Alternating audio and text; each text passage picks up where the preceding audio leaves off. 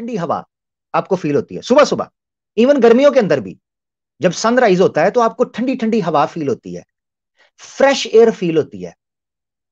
उसके पीछे एक पूरा प्रोसेस है, पूरा प्रोसेस है। 3 बुनियादों के ऊपर वो चलता है, उस डिटेल के अंदर नहीं जाएंगे।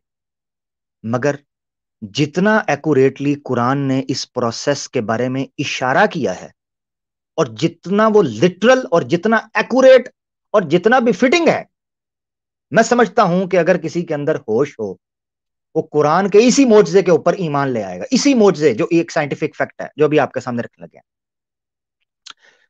क्यों होती है वो ठंडी हवा सुबह सुबह जब आप निकलते हैं? उसकी वजह है सनराइज।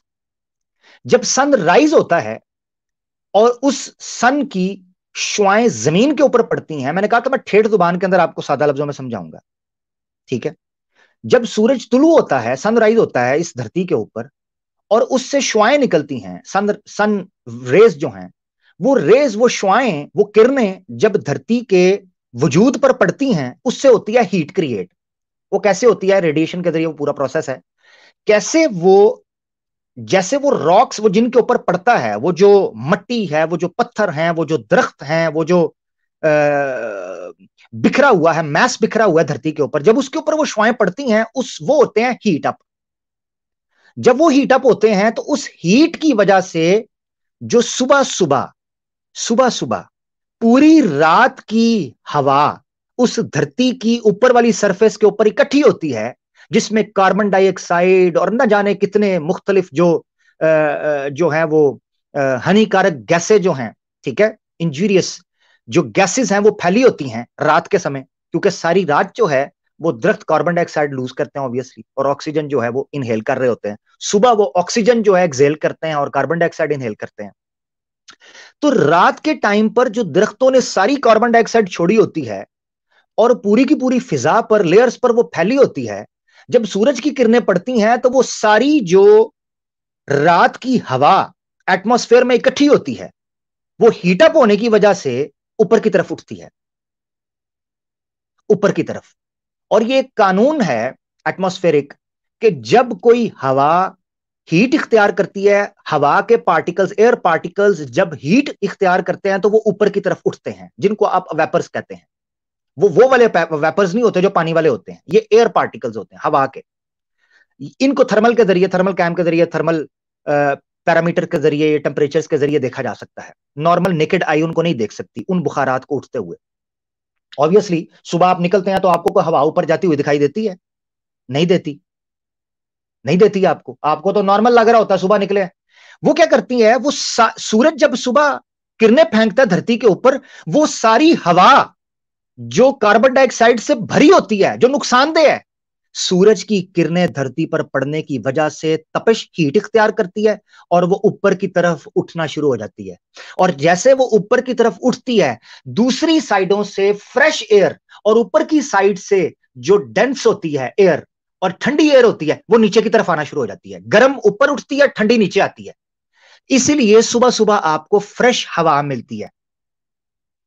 सुबह सुबह आपको फ्रेश हवा मिलती है, इसीलिए कहता सुबह सुबह वॉक करनी चाहिए, क्योंकि सुबह आपको फ्रेश ऑक्सीजन वाली हवा मिलती है। वो रात वाली ऊपर जा चुकी होती है, जो गंदी हो चुकी होती है कार्बन डाइऑक्साइड की वजह से। अल्लाह अकबर। ये प्रोसेस को आपके सामने मैं रख देता हूं। ये एक नेशनल वेदर की वेबसाइट है जो आपके सामने रख रही है कि जब सुबह सूरज तुलू होता है, उसकी किरणें मैस के ऊपर पड़ती हैं और जो गर्म हवा है वो ऊपर की तरफ निकलती है। उस ऊपर के नीचे निकलने की वजह से उसकी जगह पर दूसरी हवा रिप्लेस कर लेती है। नीचे देखे लिखा है, as the hot air mass rises the air is replaced by the surrounding cooler more dense air what we feel as wind. यही वजह है कि जब सुबह हम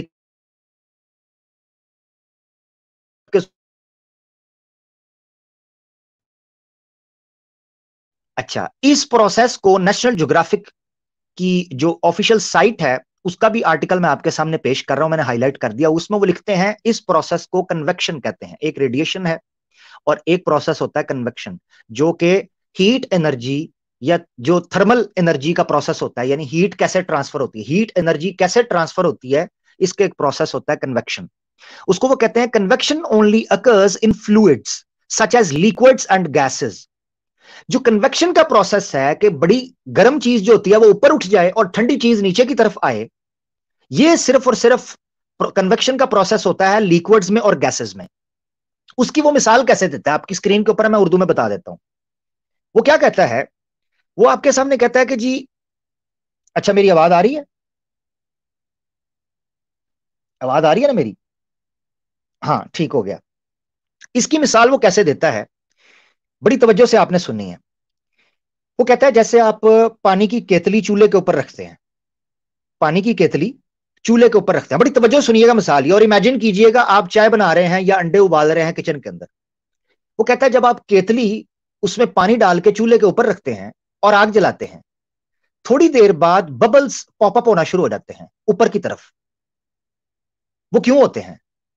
क्योंकि जब नीचे उस पतीली के नीचे आग हीट क्रिएट करती है, उस हीट के जरिए लिक्विड्स हो, वो उसके जो पार्टिकल्स होते हैं वो हीट अप होकर ऊपर की तरफ निकलना शुरू करते हैं। और क्या करते हैं, जब वो ऊपर की तरफ निकलते हैं तो ऊपर वाली सतह जो ठंडी है, जो उससे ज्यादा वो नीचे की तरफ आती है।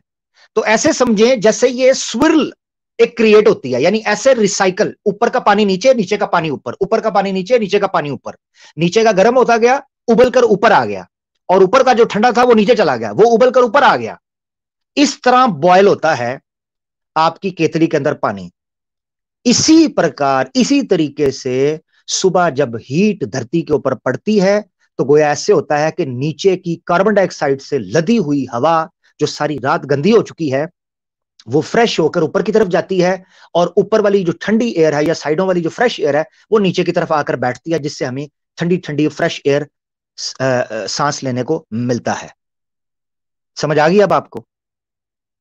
इस प्रोसेस को अगर थर्मली देखा जाए तो ये ऐसे लगता है कि जैसे जमीन सांस लेती है, एक लंग की तरह, फेफड़े की तरह, क्योंकि वो सांस खींचती है रात के टाइम तो वो सारी हवा वहां रुकी होती है, और जैसे उस पर तपश पड़ती है तो वो तपश की वजह से उस हवा को ऊपर उठाती है, उस गर्मी की वजह से, और फ्रेश हवा नीचे की तरफ आती है। तो ऐसे लगता है जैसे सांस लिया है, ऐसे लगता है जैसे धरती ने फ्रेश सांस लिया है, इसीलिए आपको सुबह सुबह सांस लगता है।